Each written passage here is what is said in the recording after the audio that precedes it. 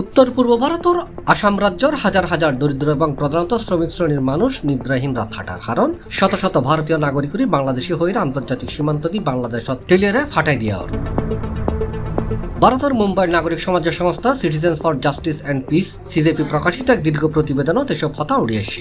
সাংবাদিক, আইনজীবী, মানবাধিকার কর্মী তিস্তা শেতালবাদর এই সংস্থা জানাই আসামের 33 জেলা সর্বত্র নির্দিষ্টভাবে চিহ্নিত করি নারী, শিশু এবং পুরুষ হলরে বেআইনিভাবে আটক করি বাংলাদেশত ঠেলি ফাটাই দিয়া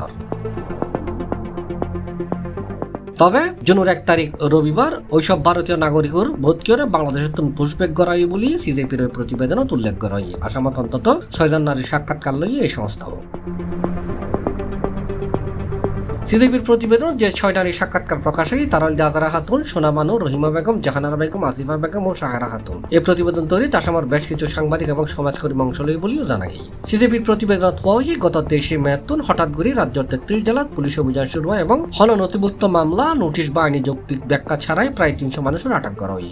সাংবিধানিক আইনি নিয়ম লঙ্ঘন করে বন্দীওয়ালার অবস্থান সম্পর্কে পরিবার এবং আইনজীবীর তথ্য দেওয়া নয়, যদিও প্রায় 150 জনের মুক্তি দেওয়া হয় বলে জানা গেছে। তবে অসমর্থিত প্রতিবেদনে হর নাগরিকত্ব প্রমাণ এখন আদালত এরকম 145 জনের জোর করে সীমান্তর পারে নোমেল ল্যান্ডনে ঠেলে দিয়ে হয়।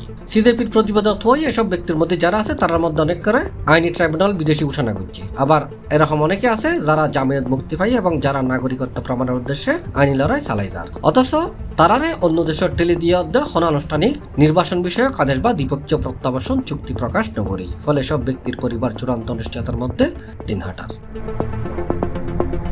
C plus TV, Chittagong.